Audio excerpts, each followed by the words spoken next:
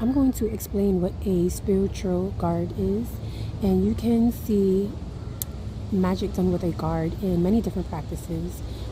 It's definitely done in voodoo, it's done in obia. There's many different forms of magie or magic that's done that contains a guard. So what is a guard, right? A guard is a form of spiritual protection. It is an actual spirit itself. I have seen these spirits be placed into jewelry. When you are a voodooistan, you do have like a physical spiritual guard, right? That you can activate and feed. You can get them placed into you. There is a certain ritual or ceremony that you have to have the guard placed into you. The only thing that I will say is with the guard magic, there's a lot of things that people don't tell you or you don't know about unless you know, right? Unless someone is telling you or unless you know for yourself and you're able to gain that knowledge. But with having a guard placed in a ring or in a piece of jewelry, I more particularly have seen them in rings.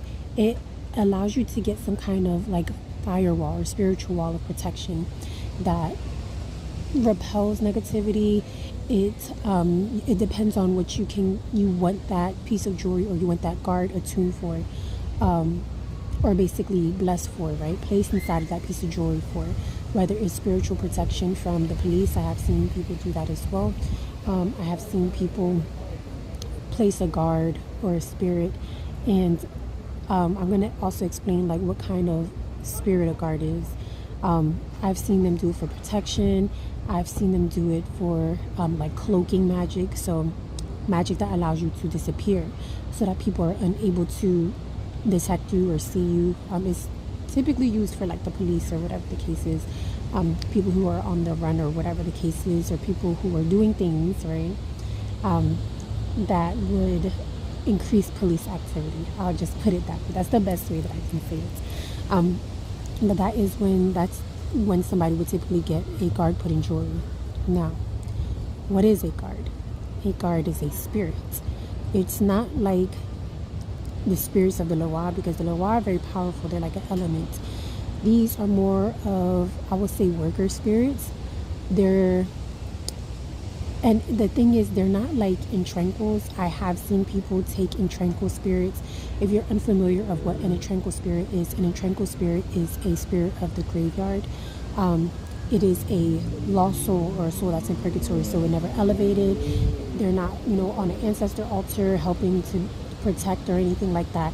Entranquil spirits are just, work for higher spirits. So they'll pretty much do anything as long as you're feeding them. You trap them, you put them somewhere, and you feed them and, kind of give them work to do. I know it sounds messed up, but that's, some people do that kind of stuff. I just tend to stay away from that kind of things. I just do a lot of cleansing work and healing work. But when it comes to guards are a little bit more than that. They're a little bit more elevated than that. They do have their purpose to know that they are protecting, right?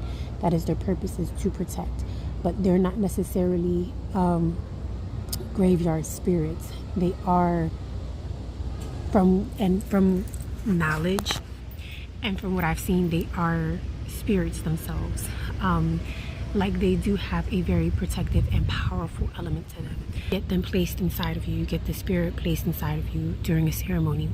Now, the only thing is with that, when you get these spirits placed onto you or inside of you or whatever the case is, they protect you in the spiritual realm. So you will notice that if you are feeling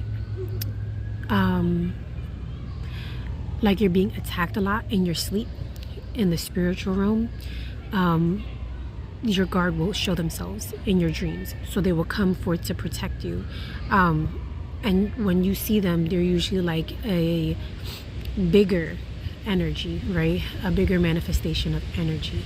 And they like block or push away whatever it is that's trying to attack you or hurt you. They will push it away. Now, I have seen like guards that can be like you have a personal guard when you do voodoo, when you're a voodoo son, you do have a personal guard, but your guard needs to be charged, right? So spirits need to be fed. And I think that's one misconception, is that when people get like a piece of jewelry, or they get some kind of guard, or they get some kind of spirit placed on them for protection, because that's basically what a guard is. It's a guard. It's there to protect you and guard you. Is that people don't charge it. They don't charge the spirits. What they do is a guard gets weak if your guard's not eating, if your guard is not getting, spiritually charged. Then how is it going to do its job?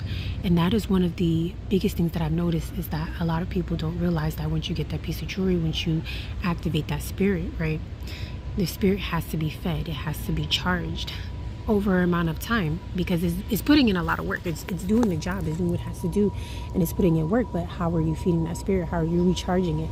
Now, another thing that is important to know when getting a spiritual guard, when activating your guard, when having a guard, right, is one, you got to make sure that it's right for you, because not everybody needs a guard. Not everybody needs to feed their guard.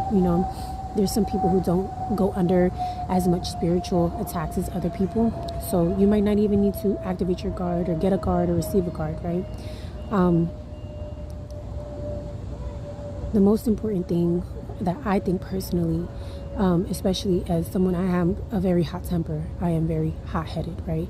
I have curated baths just to cool my head, just to cool my temper, especially as a practitioner.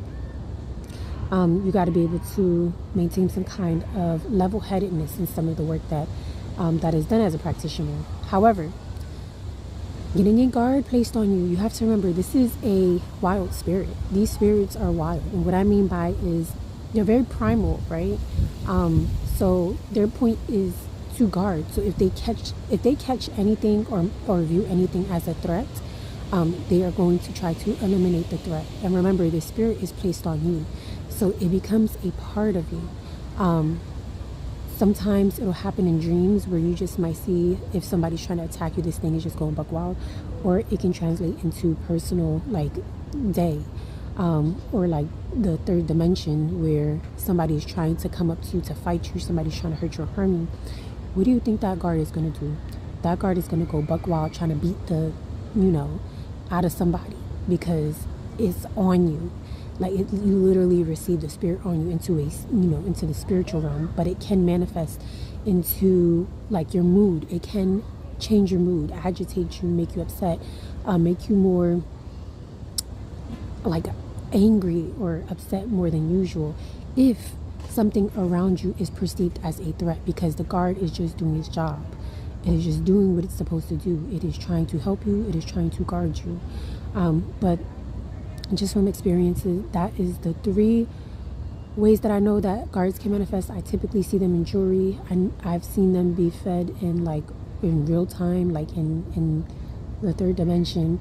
And then to have it placed on you is also another thing. But you can have the guard placed on you, but even if you have it placed on you, you still got to feed it. You still got to charge it. And you can have multiple guards, right? I've seen people who have multiple guards placed on them, or will have them, in their jewelry, and they use it as spiritual protection to protect yourself from negativities, or, keep yourself out of situations or away from people who are going to try to put you in bad situations. But yep, that is what a guard is, a spiritual guard is.